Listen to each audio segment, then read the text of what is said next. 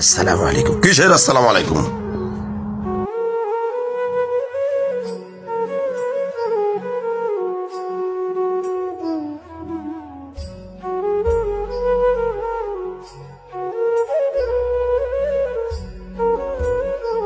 আপনাদের আসার কোনো টাইম হলো এটা? মানুষ ঘরের ভিতরে একটু বিশ্রাম নিচ্ছে আর আপনারা গেটের সামনে এসে দাঁড়িয়ে রয়েছেন। সবাইকে আপনাদের মতো অবসর নাকি? আপনারা অবসর আছেন, যান কোনো কাজ খুঁজেন।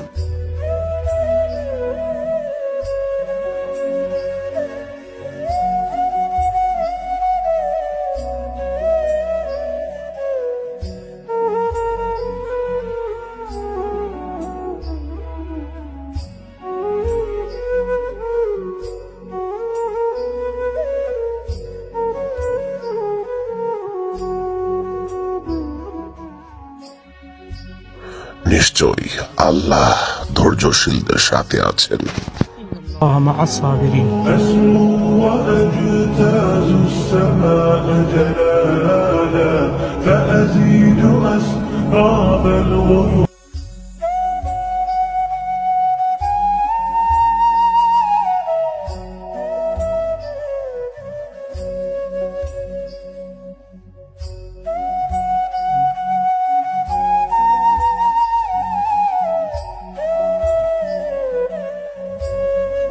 আমির সাহেব, আপনি কেন তার কথার জবাব দিলেন না? আপনার তো বলা উচিত ছিল তাবলীগ কোনো অবসরপ্রাপ্ত লোকের কাজ নয়। পুরো পাকিস্তানে আপনার 22টা রেস্টুরেন্ট রয়েছে, আপনার বড় একটি ফ্যাক্টরি রয়েছে। দানিয়াল ভাই সম্পর্কে বলতেন সে একজন পুলিশের সার্জেন্ট। আপনাকে বলা উচিত ছিল যে তাবলীগ অবসরপ্রাপ্ত লোকের কাজ নয়। ফরহান ভাই, টাকা পয়সা দিয়ে যদি তাকে ইমপ্রেস করতাম তাহলে হয়তো তার দিলের মধ্যে দিনের মহাব্বত পয়দা হতো না। আর টাকা পয়সা দিয়ে কেন ইমপ্রেস করবো? এগুলো তো এখানে থেকে যাবে। সে আমাদেরকে ধাক্কা দিয়েছে, কথা শুনিয়েছে, আমরা ধৈর্য ধরেছি আল্লাহর সন্তুষ্টির জন্য। হয়তো আমাদের এই ধৈর্য তাকে কবুল করে নিবে এবং তাকে মসজিদে নিয়ে আসবে। ঠিকই বলেছেন আমির সাহেব, আপনার এই ধৈর্য আমাকে অক্ষম করে আমাকে মসজিদে নিয়ে এসেছে। আপনাদেরকে আমি ধাক্কা মেরেছি, তাড়িয়ে দিয়েছি, তারপর আমি ভাবতেছিলাম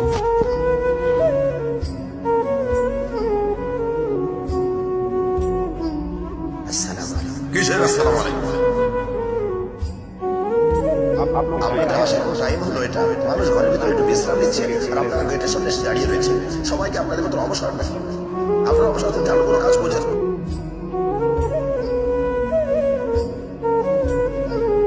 সব থেকে আরেক লোক আপনারা, যাদের খুব খেয়ে দিয়ে কাজ না।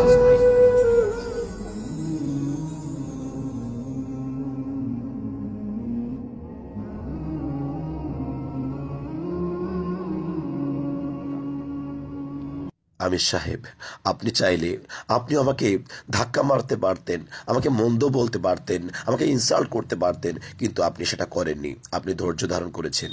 আমি মনে করছি আপনার এই ধৈর্যই আমাকে মসজিদে নিয়ে আসছে।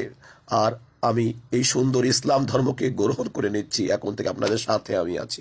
सुभान अल्लाह। चल दीन की तबलीग में चलने का मजा देख, अल्लाह के रास्ते में निकलने का मजा देख। चल